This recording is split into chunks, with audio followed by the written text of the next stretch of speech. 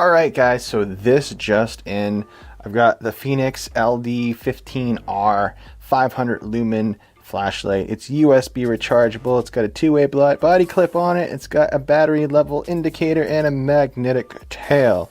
It is IP68 rated and it has a 5-year warranty on it. So I got this off Amazon. I actually didn't buy direct through the company, so here's what it looks like out of the box. Inside the box, it's just a regular box. Got some instructions on the back. It has a charger as well. It's got this nifty little bag, and over here, I guess we'll probably find out what these are later. Looks like some, oh yeah, it's the USB port cover. And let's see, there's the light itself. It's got this little thing that tells you to remove the tail cap thing. It feels nice. It's nice and small. It feels nice to hold. Oh, okay. So now it looks like I have to get this little dot out. There we go. Little black dot in there, blended right in with everything. Press the button. Oh, that's bright. Hello. I just blinded myself. Give me a second, guys. I can't see shit right now. Holy crap. That was bright. I guess you hold it again to shut it off. So double tap. Tap, tap, tap. Alright guys, so we're looking at the Fenix Ld15R, and we're going to walk through some of the settings on it right now. So if you look at the top of this light, you tap it once, it tells you that it's green, and that tells you that it's full, the battery's full. And once it's red, it means that the battery's dying. It has a magnetic bottom right here, and you're probably noticing right now that we're kind of in a dark setting currently, and that's because I'm going to walk you through the different settings on the lumen output for this flashlight. And I have the camera set to a neutral exposure, so that way when I do use the different settings on here, you're actually going to see physically what I'm seeing as opposed to the camera compensating for the bright light. So first things first, let's get in focus, and I'm going to hold the button down to turn it on, and you'll see that it goes into the 3 lumen mode right away. In order to cycle through, you just press the button again. We're bringing you up to the 30 lumen mode, and we'll press it again, 150 lumens, and one more time, 500 lumens. So that's what it looks like for me in real time, in real visual spectrum. And so if you want to shut it off, you'll notice it cycles through. You can't just tap it, so you have to hold it down again to shut the flashlight off. Now they do have another mode too. It is the red light mode. You just hold it, but hold the button down, and it will go into the white light mode, and then it goes into the red mode. And you'll notice it's a pretty decent brightness. It's kind of like this, looks like an eyeball, actually. But if you want to use the flashing beacon, you press it once. You want to use the SOS beacon, you press it again, and it goes into SOS mode. And to shut it off, you just hold it down. You hold it down. So basically, those are the settings. That's how it works. It's got a nice little clip on the outside of it so that you can clip it to your pants or your backpack or your shirt. And it's USB chargeable. So that means you can plug it into a wall outlet, or you can use one of those little battery pack chargers for your cell phone to charge this bad boy up. So far, I've been using it for a couple days, and I really like it. Doing a little heat test right now just to see how hot this bad boy gets, and hopefully it doesn't get too hot.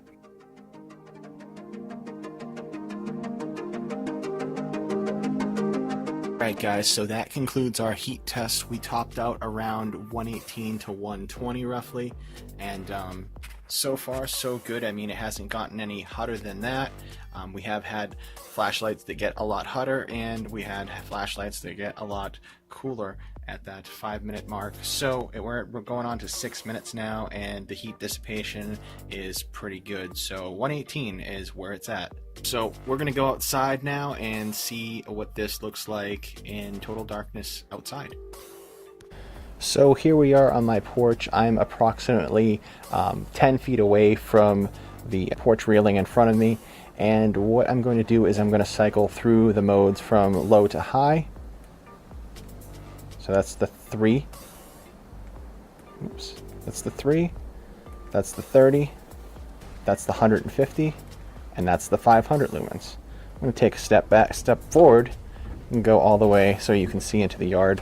Obviously, I've had some deers in my yard over the past few days, so you got that going on there. You're seeing what I'm seeing. Those trees are approximately 75 feet away, roughly. Probably about 60 feet away. So that tree line's about 60 feet away, but it curves off. But that's what it looks like for 500 lumens on the Fenix flashlight. I'm going to bring it into the red mode now, and you can see take a step back. I'll stand back about 10 feet away, and I'll keep going back. Now we're about 15 feet away. So that's about 15 feet roughly right there. So guys, the reason I wanted to get this flashlight in particular is that I wanted something that I could throw in my bag and be able to use it like this as a light right for the front of me. And I can turn that on and go, put it all the way up to the 500 lumens and blind everybody, or keep it on the 3 lumen setting and still be able to see what I'm looking at. Now this is at the 500 lumen setting. Wow, that's super bright. There are many different types of flashlights on the market that are angled flashlights from Amazon. If you scroll down the list of ones that are angled flashlights on Amazon, many of them have just terrible reviews for flashlight. I wanted an O-light that was angled. I didn't feel like spending the crazy amount of money for an O-light. I already spent hundreds of dollars on O-lights this year. I think I'm good with the angled lights being just as expensive as the straightforward lights. You know, the O-light Baton 2, the S1R Baton 2 is about $65 right now. This flashlight goes for about $55. The only difference, I wanted something this size, but I also wanted it angled. I also wanted a flashlight that had a red light on it. O-light didn't supply that for me, so I had to go elsewhere. And I'm happy with my selection of the Fenix Ld15R. And it's working out very well so far, so good.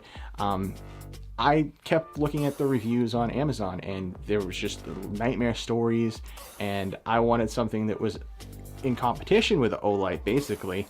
And I wanted the high quality of an O-light, but in an angled flashlight for a reduced price. And would I buy this flashlight again? Absolutely. I think it's an amazing little light. I think that it has some really nice features on it. You know, expensive is expensive. It's a tiny little light for $60 roughly. And you get what you pay for. If I had purchased, you know, one of those $15 angled lights or the $25 ones, I might be in a situation where I really need it to work and it's not going to work.